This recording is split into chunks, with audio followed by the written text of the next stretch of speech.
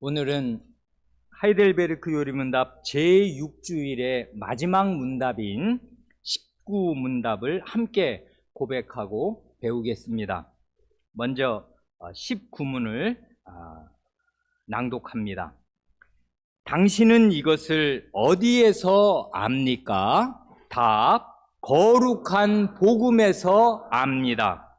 하나님께서는 이 복음을 처음에 낙원에서 친히 계시하셨고 후에는 족장들과 선지자들을 통해 선포하셨으며 또한 율법의 제사들과 다른 의식들로서 예표하셨고 마지막에는 그의 독생자를 통해 완성하셨습니다.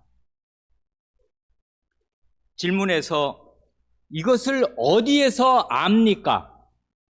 할 때 이것이란 바로 앞 18문에서 고백한 내용이겠습니다. 곧 참 하나님이시며 동시에 참 인간이시고 의로우신 구원자가 바로 예수 그리스도라는 이 사실을 어디에서 알 수 있는가 하고 이제 묻는 거지 않습니까?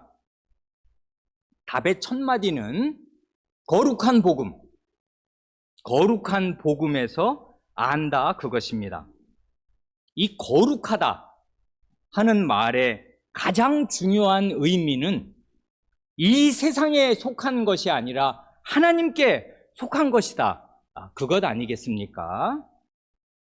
이 복음, 이 기쁜 소식은 이 세상에서 생겨난 게 아니고요.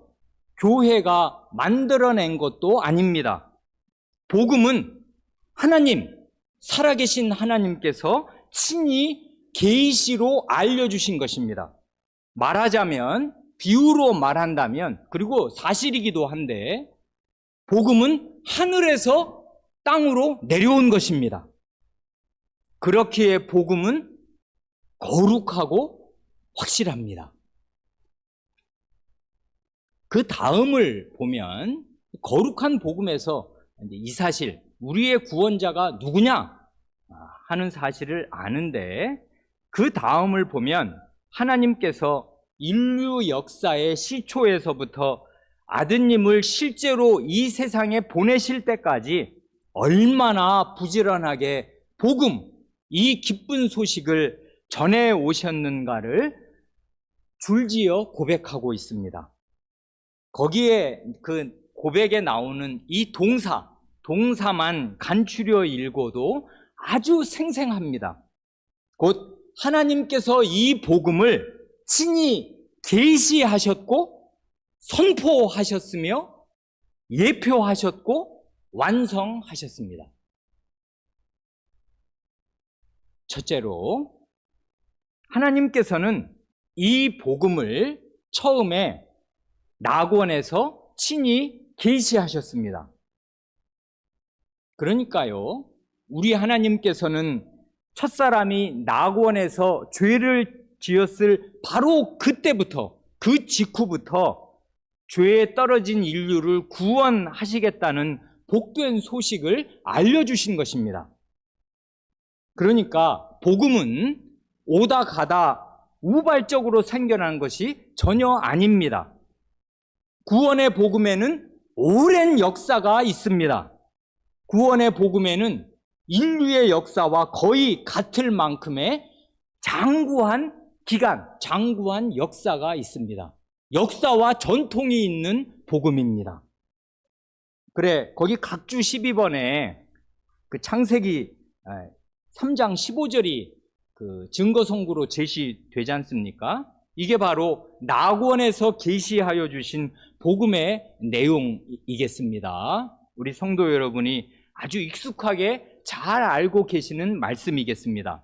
내가 너로, 이게 누가 누구에게 그 하시는 말씀인지 성경을 읽으신 교우분들은 잘 아시겠지요. 여기에 내가 누구고 너가 누군가, 내가 너로 여자와 원수가 되게 하고 내 후손도 여자의 후손과 원수가 되게 하리니 여자의 후손은 내 머리를 상하게 할 것이요 너는 그의 발꿈치를 상하게 할 것이니라 하고 낙원에서 하나님께서 말씀하신단 말입니다. 근데 이게 생각하면 신기한 일인데, 이게 복음이라는데 이 복음을 하나님께서 뱀에게 말씀하시는 거예요, 지금. 그렇지요. 실은 뱀 자신에게는 복음을 전하신 게 아니라 사실은 심판과 멸망을 선언하신 것입니다. 그런데 그 뱀의 멸망이 곧 인류의 구원이 될 것입니다. 이처럼 맨 처음부터 구원의 복음과 심판의 선언은 하나였습니다. 마귀의 멸망이 인류의 구원이 될 것이에요. 근데 내용을 보면 말입니다. 사람이 뱀의 거짓말에 속아서 뱀의 말을 따르고 뱀과 한패가 된 것이 멸망의 원인이었기에 구원은 그 원인을 해소하는 데에서 시작할 것이에요. 곧 구원은 멸망을 초래한 그 뱀과 원수가 되는 데에서 시작하겠습니다. 그러니 구원받을 사람과 뱀 사이에는 화해할 수 없는 전쟁이 있을 것입니다. 그래, 여기 보면 그런 거잖아요. 머리를 깨부수든가 발꿈치를 깨부수든가, 이거 죽고 죽이는 전쟁, 영적인 전쟁, 신령한 전쟁이 있을 것입니다. 그러니까 인류의 역사는 결코 평탄하게 흐를 수가 없어요. 마귀와 이 구원받을 백성 사이에 전쟁이 대두로 있는데 전쟁 한복판에 무슨 평화가 있겠냔 말입니다. 그래, 결국은 이 복음을 가만히 생각하면 지금도 마찬가지예요. 하나님의 말씀을 들을 것인가, 마귀의 유혹을 따를 것인가에서 구원과 멸망이 언제든지 갈릴 것입니다. 교회 안에 있는 사람에게도 마찬가지라고요. 마귀가 교회 안에 있는 사람은 가만히 둡니까? 오히려 훨씬 더 마귀의 표적이 될 것입니다. 왜냐하면 이 세상에 있는 사람들은 다 그냥 이미 잡아놓은 물고기예요. 잡아놓은 물고기에는 밥을 줄 필요가 없잖아요. 미끼는 누구에게 던지냐 하면 살아 돌아다니는 물고기에게 미끼를 던져서 자기 것이 되게 하려는 거 아니에요. 그러니까 마귀가 노리시는 분들은 바로 여러분일 것입니다. 그러니 이 전쟁, 머리가 깨지고 발꿈치가 깨지는 이 죽고 죽이는 전쟁이 있다는 거, 여기에서 누구 편이 될 것인가 하는 게 그의 구원과 멸망을 좌우한다는 거, 이게 낙원에서 선포된 복음의 주요한 내용이었다는 거. 그리고 이제 더 자세히 말씀드릴 여가가 없습니다만은 너의 후손은 누구예요, 도대체가? 마귀의 후손은 누구고 여자의 후손은 누구냔 말입니다. 마귀의 자식들이 많이 있어요. 심지어 이스라엘 안에서도 마귀의 자식들이 많기에 우리 주님께서 너희들의 아비는 마귀니라 이렇게 말씀하신 거 아니에요? 하나님의 백성들을 향해서 말입니다. 그러니 이건 작은 일이 아니에요. 주님 자신의 입에서도 이 말씀이 반복된단 말입니다. 마귀의 씨들, 마귀의 자식들이 교회 안에도 있을 것입니다. 그러니 우리는 경각심을 갖지 않을 수가 없어요. 둘째로, 후에는 족장들과 선지자들을 통해 복음을 선포하셨습니다. 여기에 족장들이라 하면 아시는 대로 아브라함, 이삭, 야곱과 야곱의 12 아들들을 가리키겠습니다. 그래, 이들에게 전하신 복음의 말씀이 창세기에 쭉 기록되어 있습니다. 그래, 각주 13번에 이제 오늘로 아마 대부분의 교우분들은 이 교재 다 가지고 계시는 거지요. 그래, 거기 창세기에 5구절이 증거 성구로 들어있지 않습니까? 이거 미리 읽어보셨기를 목사로서는 진심으로 바랍니다. 한번 읽어보시면 공통점을 찾으실 수 있겠습니까?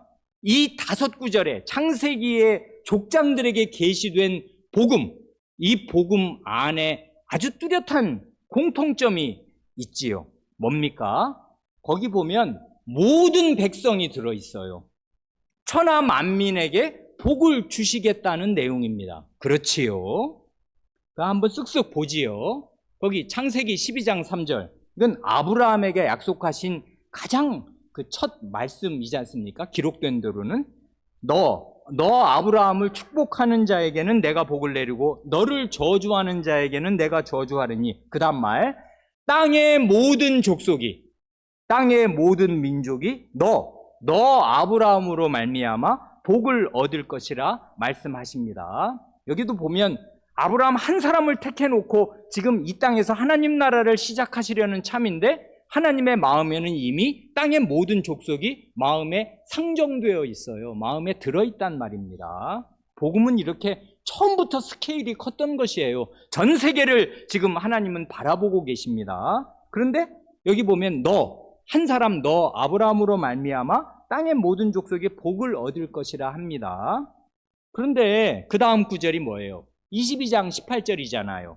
이건 아브라함이 자기의 독자 외아들 이삭을 하나님의 말씀대로 바친 뒤에 하나님께로부터 받은 약속의 말씀인데, 이러지 않습니까? 또 내 씨로 말미암아 천하 만민이 복을 받으리니 이는 내가 나의 말을 준행하였음이니라 하셔요. 아까 여기 보면 복의 기관이 약간 달라졌지요. 아까는 너로 말미암아, 여기에서는 내 씨로 말미암아. 같은 것이지만 이게 조금 더 초점이 명료해진 것입니다. 아브라함과 아브라함의 씨로 말미암아, 아브라함의 자식, 아브라함의 아들로 말미암아서 천하 만민이 복을 받겠습니다. 그러고 나면 26장 4절이네요. 이건 그 아들, 이제 그 씨가 되는, 아브라함의 씨가 되는 그 아들 이삭에게 주신 약속인데, 내용은 본질상 같은데 왜 하나님이 이 말씀을 계속 반복하실까요? 내 자손을 하늘의 별과 같이 번성하게 하며 이 모든 땅을 내 자손에게 주리니 내 자손으로 말미암아 천하 만민이 복을 받으리라 하십니다. 아까는 아브라함에게 너의 씨, 너의 자식으로 말미암아 천하 만민이 복을 받는다고 말씀하시더니 이제는 이삭을 대상으로 내 자식으로 말미암아 천하 만민이 복을 받는데요. 계속 그러니까 지금 아버지에서 아들로, 아들에서 또 손자로 쭉쭉쭉 이렇게 이 언약이, 복의 약속이 내려가는 것이죠, 지금. 그 다음엔 뭘 하셔요?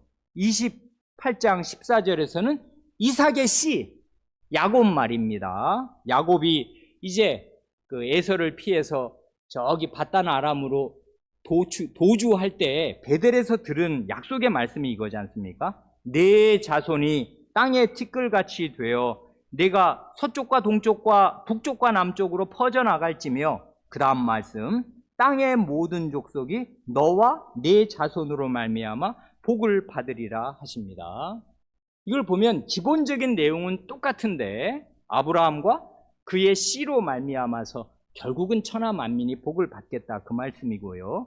마지막에 그 49장 10절 말씀이 야곱이 자기 아들 유다에게 유언 삼아 축복한 내용이지 않습니까? 거기를 보면 규라는 그 글자 아십니까? 이거 흑토자를 위아래로 겹쳐 쓴 거예요.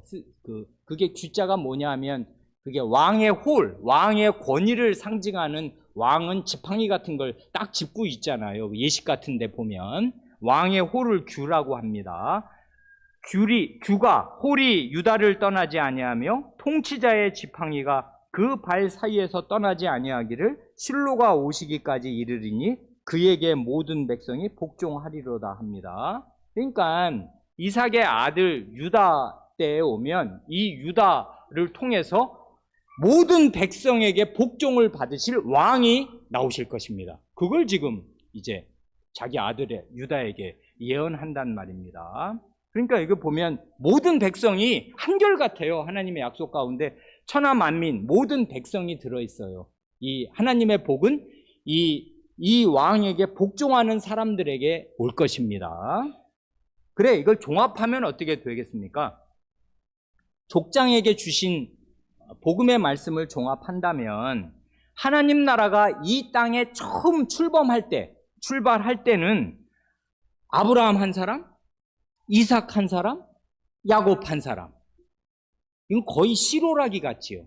툭 끊어지면 그냥 끊어져 버릴 것 같은 한 사람, 아버지, 할아버지, 아버지, 손자, 이런 식으로 이렇게 시로라기처럼 빨대처럼 가늘게 내려왔다가 겨우 이제 야곱 때에 와서 12아들로 늘어났습니다마는 그래봐야 한 집안에 불과한 거지 않습니까? 이 한 집안이 뭘 어떻게 할 수 있냔 말입니다. 그런데 아까 말씀드린 대로 바로 그때 이렇게 하나님의 언약이 씨로라기처럼 가느다랗게 한 사람 한 사람 한 집안을 통해서 이렇게 살살살 내려올 바로 그때에도 하나님께서는 전 세계를 이미 내다보셨고 천하 만민을 하나님의 마음 안에 두셨습니다. 그래서 결국은 내가 이 사람들을 도구로 써서 천하 만민에게 구원의 복이 미치게 하리라. 내가 이 사람들을 구원할 왕을 보내어서 그 왕에게 복종하는 모든 백성을 구원하리라 하시는 하나님의 원대한 계획이 이 족장들에게 주신 복음 속에 아주 씨앗처럼 들어 있었습니다. 그 다음이 문제예요. 그 뒤로 구약시대 내내 이스라엘의 역사적인 과제가 무엇인가?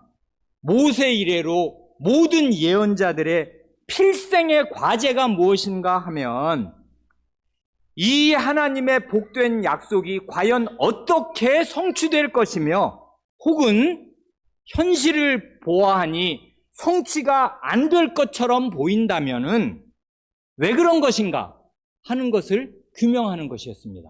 왜 그러냐면 하나님의 말씀은 이게 지금 오다 가다 한 번 말씀하신 게 아니거든요.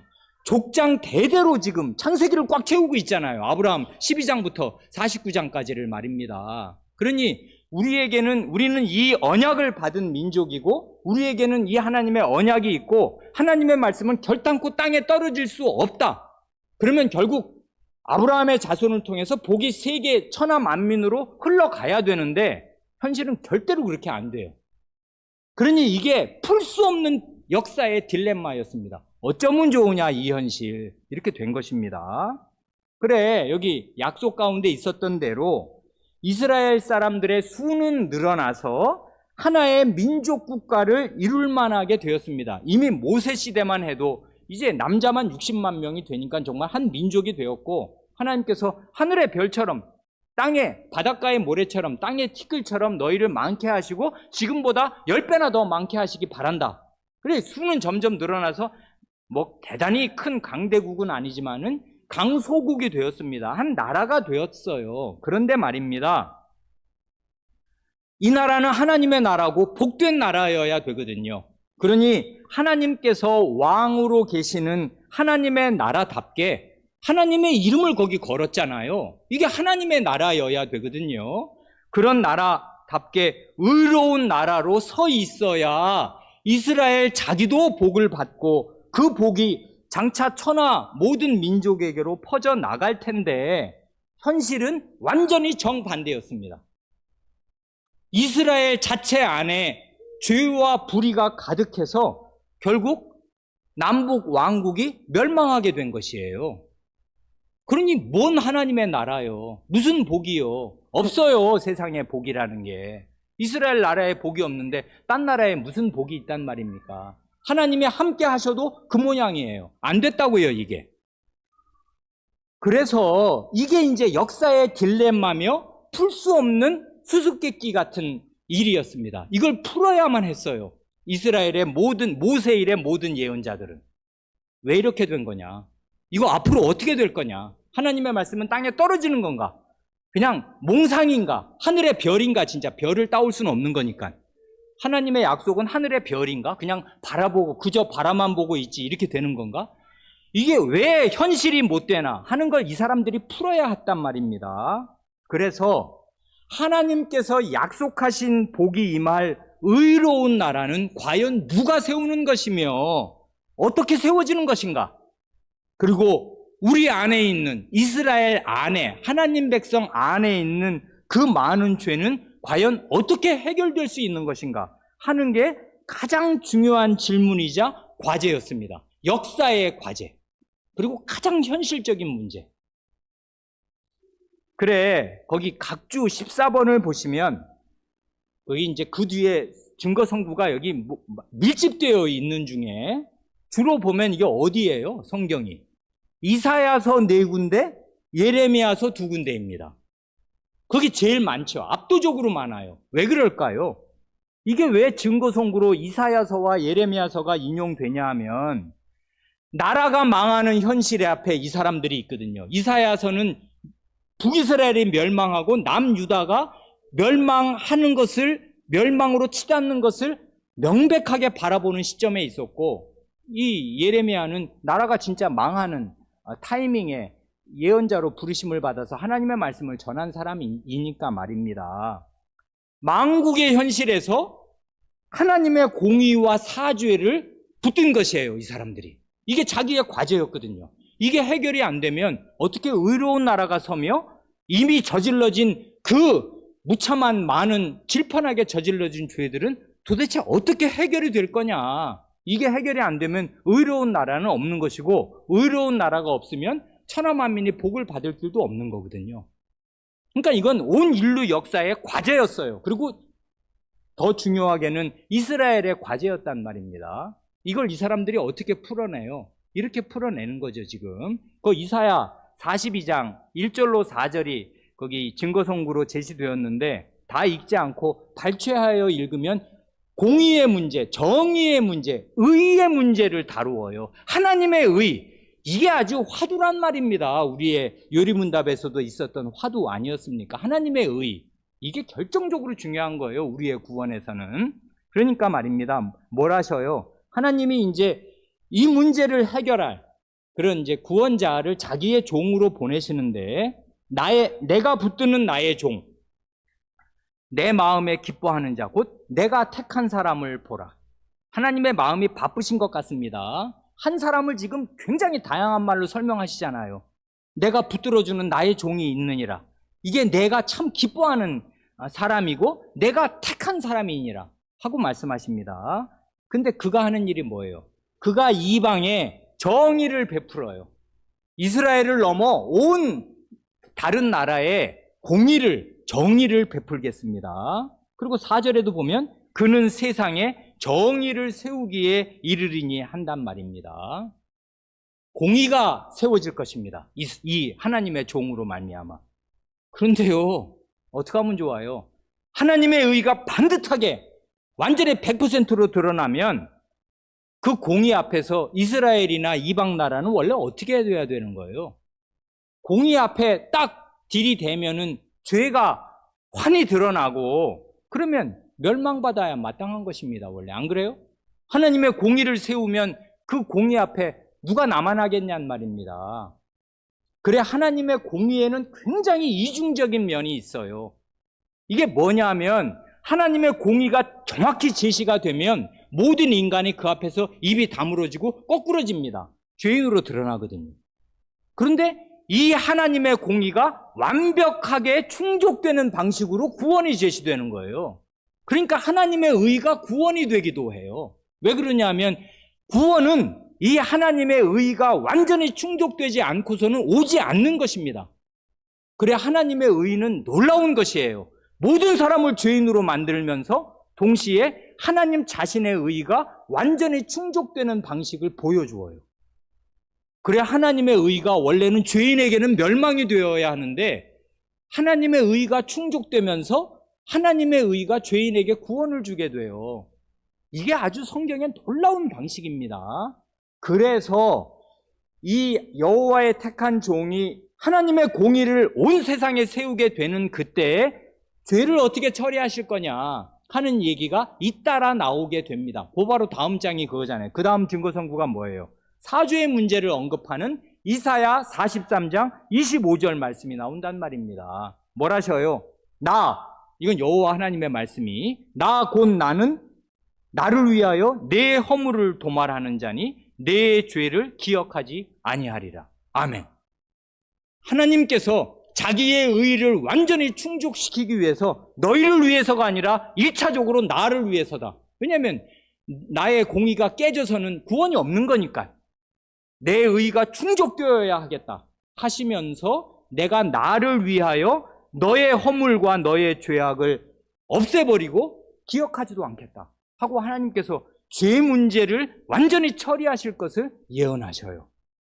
놀라운 거죠. 그러니까 이게 어떻게 가능해? 구약시대 사람들은 알기가 대단히 어려웠을 것인데 그 다음 성경 구절이 거기 엄청나게 길어서 이 교재로는 다 담을 수가 없으니까 그냥 장절만 표시한 이사야 52장 마지막 절과 53장 전체잖아요. 우리가 지난 주일 저녁에 읽었던 그 구절 말입니다. 뭐예요 그게? 하나님의 의가 완전히 충족되면서 어떻게 죄가 완전히 해결될 것인가 하는 이 딜레마, 이스라엘의 딜레마요, 온 인류의 딜레마인 이 의와 사죄의 문제가 53장에 가면 해결이 되는 것입니다. 어떻게 해요? 여호와의 의로운 종이, 그는 죄가 없어야 해요. 의로운 종이어야 하는데 그 의로운 종이 그 백성의 죄를 자신이 친히 담당하는 대속의 방식, 구속의 방식으로 많은 사람을 의롭게 할 것입니다. 그뿐만 아니라 하나님의 의를 완전히 만족시킬 것입니다. 이러면 하나님도 하늘에서 완전히 만족을 얻으시고 이 땅의 죄인들에게는 구원받을 길이 열리는 거잖아요. 죄값이 청산되니까. 이걸 이사야 예언자가 53장에서 예언한단 말입니다. 그래, 지난주에 봤으니까 53장 11절만 다시 읽으면 이렇습니다. 발췌하여 읽으면 여호와 나의 의로운 종이 많은 사람을 의롭게 하며 또 그들의 죄악을 친히 담당하리로다 한단 말입니다. 이게 구약 예언자의 모든 딜레마에 대한 해답이었어요. 하나님의 의로운 종이 많은 사람을 의롭게 하는데 그렇게 할 수 있는 방식은 그들의 죄악을 자기 몸과 영혼으로 친히 담당함으로써입니다. 대속의 방식으로 사람의 죄 문제를 해결하고 하나님의 의의가 복구되는, 하나님의 의의가 충족되고 만족되는 그런 길을 하나님 스스로 내셔서 그 여호와의 종을 보내신 것이에요. 그러니까 이 이사야 예언자는 정말 이분이 심오한 분입니다. 어떻게 구약시대에 이렇게, 이건 민족의 현실에서 나온 거거든요. 이 히스기야 왕, 그 앞뒤에 살면서 나라 꼴을 보니까 싹수가 노란 것이에요. 이 나라 북이스라엘은 멸망했는데 남유다도 곧 멸망하게 되어 있습니다. 하나님 나라가 망한다니. 이게 그럼 도대체 천지가 뒤집히는 것보다 더 큰일인데 이걸 어떻게 해결하냐 하면서 나중에 이 예언자가 톱으로 켜서 죽임을 이제 순교하였다. 그런 이제 그 이스라엘 내에 전설이 있습니다. 순교하였을 것입니다. 이가 전한 복음을 아무도 받지 못하였어요. 그때 사람들은. 왜? 이해가 되는 게 아니었거든요.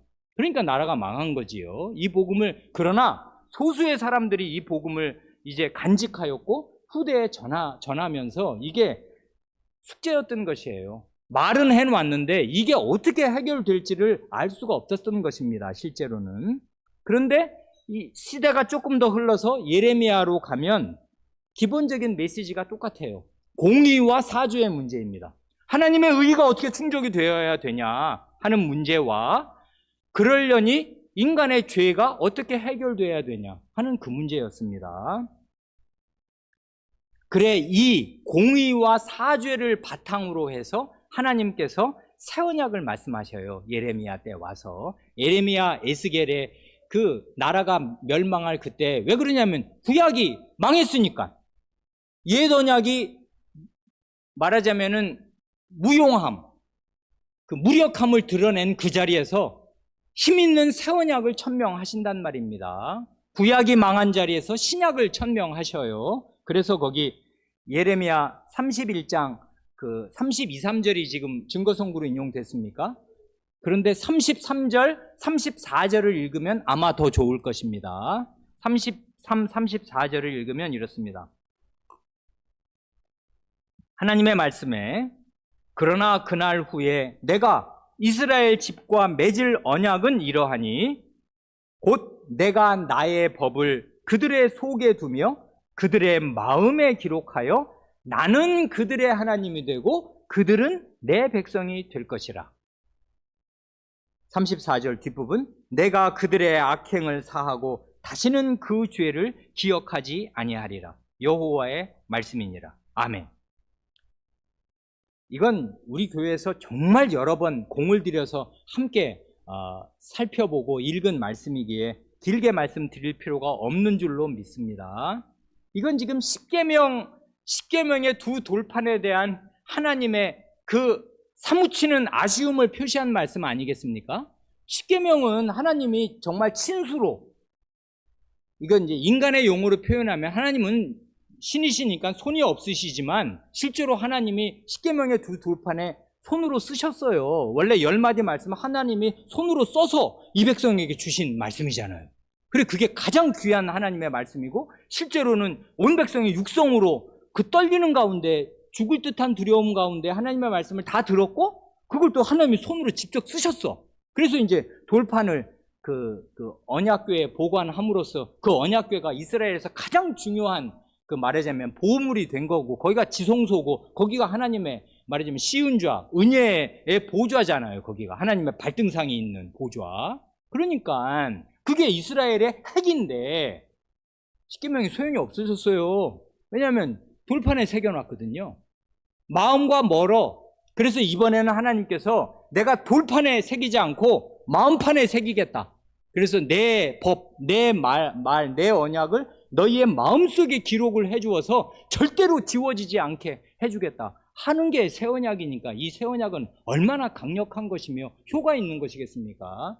그러니 새 언약 백성인가 아닌가는 단번에 밝혀지는 거예요. 내 마음에 하나님의 법이 새겨져 있나?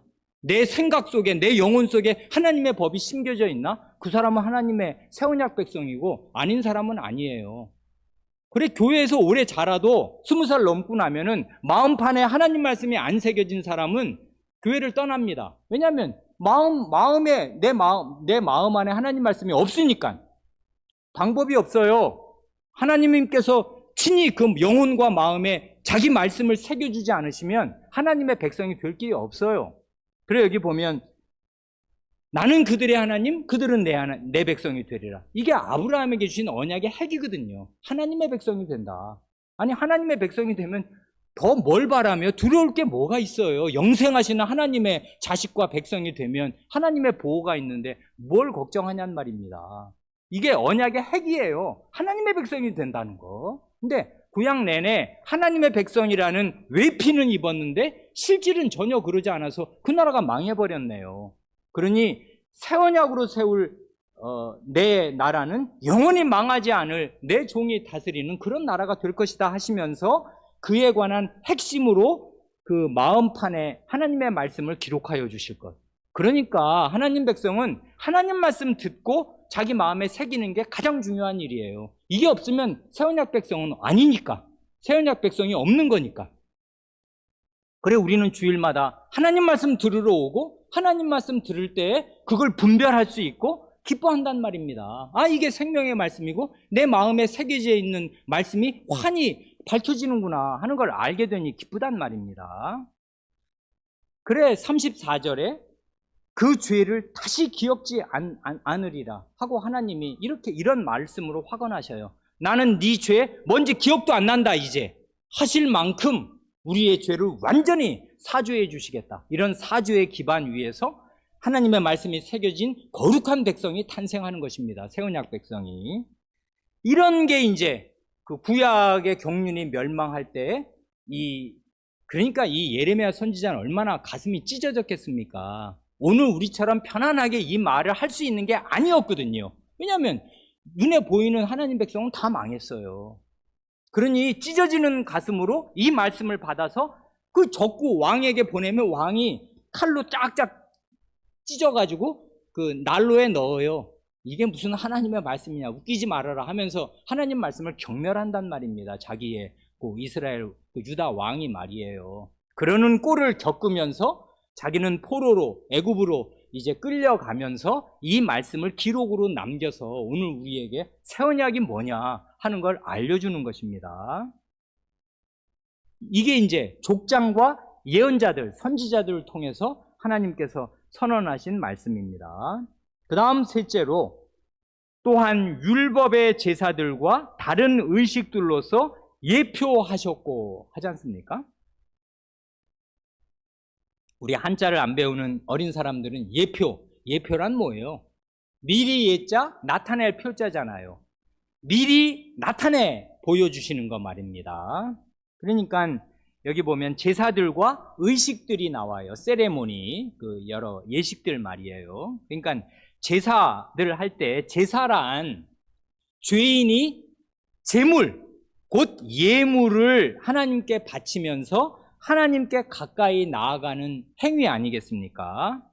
그래 그 제물이 곧 예물인데요. 우리의 헌상 말이에요. 이 예물을 명사로 하면 히브리어로 예물이 코르반이에요. 이 코르반 예물은 어디서 온 거냐면 동사 카라부에서 온 거예요. 카라부가 뜻이 뭐라고요? 가까이 하다입니다. 예물을 드리는 행위는 본질상 하나님께 가까이 나오는 행위예요. 그래서 하나님께서 그 레위기 1장에 너희가 내게 예물을 바치려거든, 내게 가까이 나아오려거든, 그 말씀입니다. 그래 헌상의 시간에 우리는 우리 자신을 하나님께 드리면서 하나님께 가장 가까이 나아가는 것입니다. 고르반이 곧 카라부에서 온 거니까, 가까이 나아가다 해서 예물이 나온 것이니까 말입니다. 한마디로 제사란 죄인이 어떻게 하나님과 관계를 회복할 수 있는가를 보여주는 예식이지 않습니까? 왜냐하면 죄인은 원래 하나님과 상극이에요. 멀리 떨어져 있어. 가까이 나오면 죽습니다. 반역자가 왕 앞에 오면 그럼 뭐 사자 입으로 들어오는 거지. 그러니까 원래 죄인은 하나님께 가까이 나오면 죽어요. 나올 수 없는데 하나님께서 죄인을 하나님께 가까이 나올 수 있는 길을 마련하여 주신 예식, 이게 제사니까 말입니다. 죄에 떨어진 대역 죄인이 어떻게 자신이 반역한 그 두려우신 왕 앞에 나아가서 자기의 대역죄, 반역죄를 용서받고 다시 그 하나님의 백성으로 살아가는가, 요걸 예식으로 정말 잘 만들어서 보여주는 게 제사잖아요. 죄 문제가 어떻게 제사가 그걸 보여주어요? 죄 문제가 해결되려면은, 이게 안 되면, 죄가 해결 안 되면 절대로 하나님께 가까이 나올 수 없는데, 죄가 해결되려면 반드시 죄값이 치러져야 한다. 대속이 없으면 죄값 치러지는 건 없는 거다. 그러니까 제물이 대신 죽어요. 그래서 제사에는 반드시 대속의 절차가 있습니다. 이걸 가장 잘 나타내는 게 속죄제, 속건제잖아요. 제물이 죽어나가거든요. 나 대신 피 흘리고 죽어요. 그래서 내 죄값이 치러집니다. 대속의 방식이 반드시 있어야 한다는 것이고, 그리고 하나님께 가까이 나온 사람은 자기 자신과 자기의 생활을 거룩하게 구별해서 하나님께 바칩니다. 그래, 번제와 소제가 그거잖아요. 번제, 태울 번자, 남김없이 나를 다 불살르듯이 하나님께 예물로 드립니다. 나의 마음과 전체를. 그리고 소제는 곡식 곡물 제사잖아요. 농사 지은 거. 그러니까 나의 그 하나님께서 주신 힘으로 그 일하여 얻은 이 곡식, 나의 생활의 열매를 하나님께 드립니다. 결국 나 자신과 나의 생활의 모든 노동과 생활의 열매를 하나님께 거룩하게 구별하여 바치는 게 번제와 소제입니다. 그렇게 되면 어떻게 돼요? 그 거룩하신 하나님과 화목한 사귐을 나누게 되는 것이에요. 오냐? 내가 네 제사 받았다. 나랑 같이 밥 먹자. 그게 화목제사입니다. 화목제. 그래서 하나님은 나의 제물로 양식을 드시고, 나는 하나님께서 주시는, 내가 하나님께 바친 걸 하나님이 받으시고 내게 다시 돌려주셔서 너도 먹어라 하고 주시는 제사가 화목제물이잖아요. 화목제물은 제사를 드린 사람이 먹어요. 하나님께서 주셔서. 하나님 앞에서, 하나님의 집안에서 함께 먹는 그 즐거운 제사란 말입니다. 원래 식구가 같이 밥 먹는 거거든요. 네가 내 식구다, 이리 와, 내 상에서 같이 밥 먹자 하는 게 화목제거든요. 그러니까 제사는 죄인이 어떻게 자기 죄를 해결하고 자기를 성별하여 하나님께 드리면서 하나님과 화목을 누리는 하나님 나라 자식으로, 하나님의 집안의 자식이요 하나님 나라 백성으로 살 것인가를 예식으로 너무나 잘 보여주는 거예요. 이게 거의 매일 이스라엘에서 반복적으로 일어남으로써 그 죄인이 하나님께 어떻게 카라하브 가까이 갈 수 있는가를 고르반으로 보여준단 말입니다. 이 제사로, 제물로. 그런가 하면 의식들이 있잖아요. 그 예식들. 예를 들면 3대 절기 있잖아요. 유월절, 오순절, 장막절, 초막절. 이런 예식들은 구원의 예식이면서 그게 다 추수의 절기에 해당되어서 큰 기쁨 가운데 이 꼭 모이어야 되니까 하나님과 화목하고 온 형제 자매들이 하나님의 성전에 예루살렘에 모이면서 형제애를 다져서 우리가 하나님 백성이다. 우리가 하나님 나라지. 이 하나님 모시고 하나님께 예배드리는 이 사랑의 교제를 나누는 우리가 형제 아니냐 하는 것을 확인하게 하셔서 하나님 나라가 이 땅에 실제로 작동하게 하시는 방식, 놀라운 하나님 나라 예식, 그리고 이제 땅에 흩어졌을 때에도 각자 사는 그 이스라엘 12지파 각 영역에서 하나님 백성답게 살도록 안식일, 안식년, 희년 제도를 두셨지 않습니까? 옛날에는 주일마다 성전 나가는 거 아니거든요. 예루살렘에 못 와요. 저기 갈릴리 사람이 주일마다 일주일에 한 번씩 안식일마다 예루살렘에 왔다 가면 그 사람 농사는 어떻게 짓습니까? 그렇게 가는 거 아니거든요. 안식일은 그날을 그냥 거룩하게 지키는 거예요. 하나님 말씀 묵상하고 일을 하지 않고 쉬면서 말입니다. 안식일, 그 다음에 안식년, 7년에는 농사 다 안 짓고 한 해 그냥 쉬어요. 땅도 쉬게 하고.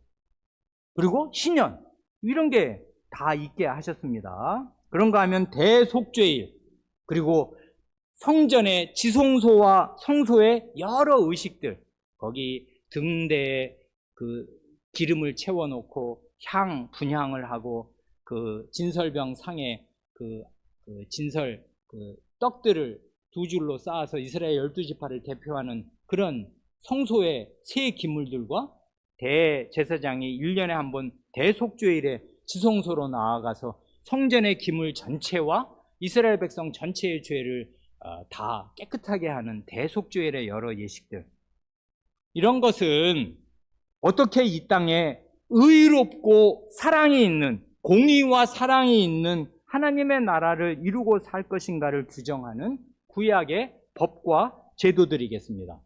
이런 것들을 굉장히 자세하게 주셨어요. 그래 우리 교회는 지난 수요기도회 때 예전에 54회로 레위기 강해를, 김기찬 목사님의 레위기 강해를 어렵지만 참고 잘 배우려고 애썼고, 그리고 그게 이제 그렇게 끝나면 허무할 것 같아서 부족한 제가 그 54강을 7강으로 요약해서 이제 말씀드린 일이 있습니다. 그거 우리 교회 그 유튜브나 우리 교회 홈페이지에 레위기 요약 강설이 들어 있으니까 그걸 잘 기억하시고 마음에 담으시면 평생에 도움이 되실 줄로 믿습니다. 레위기는 엄청 중요해요. 이걸 잘 알아야 여기 제사와 성전과 정결예법, 성결예법, 그리고 여러 절기들, 이런 것들의 의미를 잘 알아야 그리스도를 충분하게 알게 되거든요. 이걸 하나님이 괜히 주신 게 아니란 말입니다. 지난번에도 말씀드린 대로 그냥 그리스도를 턱 내려보내시면 백성이 그리스도를 영접하고 알아들을 수가 있어요? 전혀 불가능해요. 그래서 하나님께서 1500년의 긴 교육기간을, 철저한 교육기간을 두신 것입니다. 그러니 제사의 의미를 잘 모르고서야 어떻게 그리스도께서 대제사장이 되시며 완벽한 제물이 되신 걸 무슨 수로 알겠냔 말입니다. 그냥 예수 믿고 복 받자 그거잖아요. 무슨 복이 오겠습니까? 그렇게 해가지고. 마지막 넷째로, 마지막에는 그의 독생자를 통해 완성하셨습니다 하지 않습니까? 거기에 이제 증거선구가 아주 뜻깊은 그 유명한 증거선구, 마지막에 그 히브리서 1장 1, 2절이 있습니다. 그 앞에 있는 증거선구들도 일일이 다 말씀드리면 참 좋겠습니다만 시간이 많이 갔으니까 히브리서 1장 1, 2절 오늘 우리가 본문으로 읽기도 하였는데 다시 읽으면 이렇습니다. 여기에 그 구약과 신약의 공통점이 뭐냐, 그리고 그 얘기를 하기 전에 차이점이 뭐냐, 이걸 히브리서 저자가 어떻게 그 아주 정교하게 제시하나 하는 걸 생각하면서 1, 2절을 다시 한번 읽어보십시오. 옛적에 선지자들을 통하여 여러 부분과 여러 모양으로 우리 조상들에게 말씀하신 하나님이 2절 이 모든 날 마지막에는 아들을 통하여 우리에게 말씀하셨으니 이 아들을 만유의 상속자로 세우시고 또 그로 말미암아 모든 세계를 지으셨느니라 하지 않습니까? 차이점을 한 4가지로 대별할 수 있겠습니다. 구약과 신약의 차이점이 뭐예요? 시대를 맨 처음에 시대를 얘기하잖아요. 옛적에. 그리고 2절로 오면 이 모든 날 마지막에. 그러니까 이건 구약과 신약의 이런 말인데 신약을 가리키는 말이 뭐예요? 이 모든 날 마지막이에요. 여기에 아주 중대한 역사의식이 들어있는 거지 않습니까? 그리스도께서 오시는 날로 세계 역사는 마지막 시기에 돌입한 것이에요. 이제 끝입니다. 끝이에요, 이게 진짜로. 2000년이나 지속되는데 끝은 무슨 끝 하겠습니까? 말씀드렸습니다. 하나님께는 1000년이 하루 같고 하루가 1000년 같다. 하나님께는 이틀밖에 되지 않은 것이에요. 그리스도께서 오시고 부활하시고 승천하신 지. 그러니까 하나님이 그리스도를 보내셨을 때 인류 역사는 내가 이걸로 끝낸다. 이게 마지막이다. 하는 뜻으로 그리스도를 보내신 거예요. 그래서 이 모든 날의 마지막입니다. 이때가. 이 시대의식을 명징하게 가지고 있어야 해요. 1000년 만년 지속되는 거 아니란 말입니다. 인류 역사. 마지막에 돌입했어요. 그리스도께서 오심으로써. 그러나 그 전에 언제 얼마만큼 되는지 우리가 다 헤아리기도 어려울 아담 이래의 그 장구한 구약의 역사가 있어서 낙원에서부터 여기 예언자들을 통해 이 모든 방식으로 말씀해 주신 그런 오랜 구약의 시대가 있고 이제 이 모든 날 마지막이 있는 것입니다. 시대의 차이는 그래요. 아주 현저하죠. 그 다음에 계시의 통로가 뭐예요? 하나님이 구원의 복음을 계시하는데 어떤 통로를 통해서 계시하시냐? 과거에는 선지자들을 통하여입니다. 예언자들을 도구로 쓰셨습니다. 그러니까 아까 우리가 본 이사야, 예레미야, 모세, 사무엘 뭐 등등등 많잖아요. 거기 대선지서, 소선지서의 그 예언자들. 그런데 마지막 날에는 누구를 계시의 통로로 쓰신 거예요? 하나님 자신과 완전히 동등하신 아드님을 통하여입니다. 이건 확실한 거죠. 선지자들이 참으로 훌륭하고 이사야, 예레미야 정말 훌륭합니다. 다윗, 사무엘 너무나 훌륭하지요. 그렇지만 그건 사람이잖아요. 근데 이건 하나님의 아드님이 하늘에서 계시의 통로로 내려오셨단 말입니다. 아들을 통하여예요. 그 다음에 계시의 방식을 보면 과거에는 여러 부분과 여러 모양이에요. 그러니까 제사를 통해서든 의식을 통해서든 뭐 말씀을 통해서든 뭐 또 이런저런 선지자들의 특별한 행동들이 있거든요. 그 예레미야 선지자, 이사야 선지자들 보면 선지자가 뭐 결혼을 안 한다든지 뭐 혹은 뭐 음란한 여자와 결혼을 한다든지 등등등의 이런저런 그 액션으로 보여주는 그런 행동들이 있어요. 그러니까 굉장히 계시의 방식이 다양하였습니다. 여러 부분, 여러 모양이에요. 근데 그건 왜 여러 부분, 여러 모양일까요? 온전하지 않으니까 여기서 조금, 저기서 조금 이렇게 짜깁기를 해야 되는 거지요. 그런데 마지막에는 뭐예요? 없어요. 계시의 방식이 아들로 하나로 다 통일되는 것입니다. 왜냐면 하나님이 직접 내려오셨는데 무슨 이런저런 방식이 왜 필요해요? 아들로입니다. 아들로. 그래서 이건 계시의 통로이기도 하고 계시의 방식이기도 해요. 하나님이 아드님을 직접 내려보내셨습니다. 하나님이 직접 내려오신 것과 완전히 똑같아요. 이거는 그렇잖아요. 하나님과 완전히 동등이신 아드님이 사람의 모습으로 내려와서 다 보여주셨어요. 더 이상의 계시 없습니다. 그 다음에 이제 계시의 대상의 차이를 말하잖아요. 우리 아버지들에게, 우리 아비들에게, 우리 조상들에게, 지금은 우리에게. 그러니 우리는 얼마나 복됩니까? 왜 그러냐면 아드님을 겪었거든.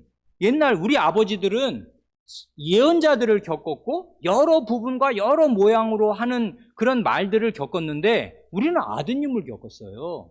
그러니 어느 게 더 복되고 어느 게 더 확실해요. 그러니까 예수님이 그 식민지 시대, 그 지질이 가난한 그 시대 사람인데도 불구하고 너희 예언자들이 보고자 하는 것을 보지 못하였으므로 너희 보는 너희 눈, 내 말을 듣는 너희 귀는 복되다 하신 것 아닙니까? 이게 사실 복된 거예요. 아드님의 음성을 듣고 아드님의 계시를 받는다는 것처럼 복된 일이 없어요. 아마 이사야, 예레미야 예언자는 이 예수님의 사도들을 보면 나는 당신들이 너무나 부럽습니다.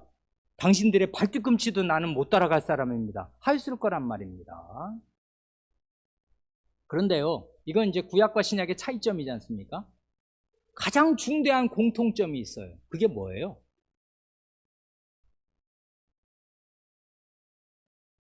이 공통점을 놓치면 구약과 신약의 통일성을 놓치는 것입니다. 제가 신학생 때 그랬어요. 이 히브리서 1장을 열심히 써서 제출했는데 나로서는 최선을 다했다 생각했는데 가장 중요한 알맹이를 빠뜨렸어요. 그게 공통점입니다. 구약과 신약의 공통점이 뭐예요? 하나님이 말씀하셨다는 사실입니다. 이러한 저양으로 옛적에 말씀하신 하나님이 아들로 우리에게 말씀하셨으니, 하나님은 말씀하시는 하나님으로서 낙원에서부터 구약 내내 말씀하셨고 신약 이 모든 날 마지막에 아들로 말씀하셨습니다.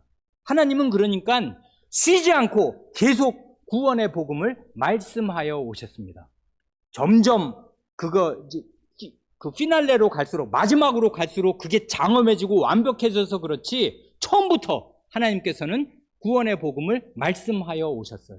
그래, 말씀하시는 하나님이 구약과 신약을 관통하는, 말하자면 공통점입니다. 하나님은 계시하시는 하나님, 말씀하시는 하나님으로 계십니다. 그런데요, 이 한마디를 보충하고 말씀을 마치고 싶습니다. 아드님을 통해 복음을 완성하셨다 할 때는 아드님이 낮아지셨을 때 전하신 복음, 그건 결국 마태마가 누가 요한, 그 정도죠. 사실 예수님이 낮아지셨을 때 하신 말씀을 기록한 거, 예수님의 말씀과 행적을 기록한 게 사복음서니까 그거 외에 자료는 없잖아요. 남아있는 게. 마태마가 누가 요한이면은 신약이 끝나나요? 아니에요. 사도행전 이래로 요한계시록까지 있잖아요. 이건 뭘 말하는 거예요? 높아지셨을 때 사도들을 통하여 전하신 복음, 낮아지실 때와 높아지실 때 전하신 복음이 이게 아드님을 통해서 완성하신 복음으로서 오늘의 신약 성경을 이루는 거잖아요. 이 사실을 꼭 붙들어야 해요. 왜 이게 중요하냐면, 나 예수님 봤으면 좋겠는데, 근데 예수님이 내 앞에서 죽은 사람 뻘떡 일어나는 걸 내가 보면 예수님 믿을 텐데, 천만의 말씀이에요. 완전한 오산입니다. 아니, 그 예수님 따라다니던 그 많은 사람들이 예수님이 죽은 사람 살리는 걸 못 봤어요? 나사로를 일으키시는 것도 보았고, 나인성 과부의 아들을 살리시는 것도 보았고, 문둥병자를 뻘떡뻘떡 낫게 하시는 것도 다 보았는데 결국 어떻게 돼요? 다 예수님을 떠난단 말입니다. 그리고 십자가에 못 박으셔서 그러지를 않나. 그러니까 그런 걸로는 예수님을 제대로 믿을 수 있는 게 아니에요. 그러니까 예수님을 실제로 눈으로 보냐 안 보냐 하는 게 예수님을 믿는 믿음의 결정적인 요소가 될 수 없어요. 예수님을 본 많은 사람이 다 예수님을 떠났으니까. 결정적인 게 뭐냐면 예수님의 말씀을 알아듣는 것인데, 예수님의 복음의 핵심은요, 사도들이 전한 복음이에요. 이게 예수님이, 높아지신 예수님이 사도들을 통해서 전하는 복음인데, 왜 이게 핵심이냐면 예수님이 돌아가시기 전에는 말입니다, 이사야 예언자처럼 예수님의 고난과 부활의 의미를 충분히 밝힐 수가 없었어요. 나 죽는다. 그러면 제자들이 사력을 다해서 그걸 만류하는데 무슨 복음을 전하냔 말입니다. 그냥 한두 마디 몇 번 그렇게 예고하실 뿐이었고, 이 의미, 내가 죽는 의미가 뭐냐, 내가 안 죽으면 너희한테 무슨 일이 생기냐 하는 거를 충분히 말씀하실 수가 없었어요. 그래서 예수님이 정말 죽으시고 부활하시고 승천하신 뒤에야 그리스도께서 이루신 복음의 진수가 환히 드러날 수가 있었는데, 그걸 사도들이 깨닫고 적은 게 사도행전 1에 그 요한계시록까지의 신약의 복음이잖아요. 그건 예수님이 눈으로 보이는 때에 전해진 복음이 아니거든요. 사도들이 그냥 전한 거지. 근데 그게 바로 예수 그리스도 자신의 복음입니다. 요 두 가지 사실, 예수님을 통해서 복음을 완성하셨다 할 때 그 말이 뭔 뜻이냐. 예수님이 땅에 돌아다니면서 하신 말씀, 양도 적고요. 물론 많아요. 많지만 그 복음의 진수는 승천하신 뒤에 사도들을 통해서 정해주신 그것이 복음의 진수입니다. 그래야 예수님이 하신 일의 의미가 완벽하게 밝혀지고 해명되니까. 그걸 우리는 신약성경으로 가지고 있어요. 이 이상의 계시는 없어요. 이제 더 이상의 계시는 필요 없을 뿐 아니라 그 계시를 받았다고 하면 그게 다 이단입니다. 헛소리이고 개꿈이고. 그러니까 우리는 완벽한 아드님을 통해서 주신 이 모든 날 마지막에 완벽한 복음을 가지고 있어요. 우리는 너무나 복된 사람들입니다. 이사야가 우리 같은 사람을 1대1로 만나면 우리 앞에 납주고 엎드려서 절해야 할 그런 복된 위치에 있는 사람들이 우리입니다. 아드님을 통하여 완성된 복음을 받은 사람들. 기도하시겠습니다.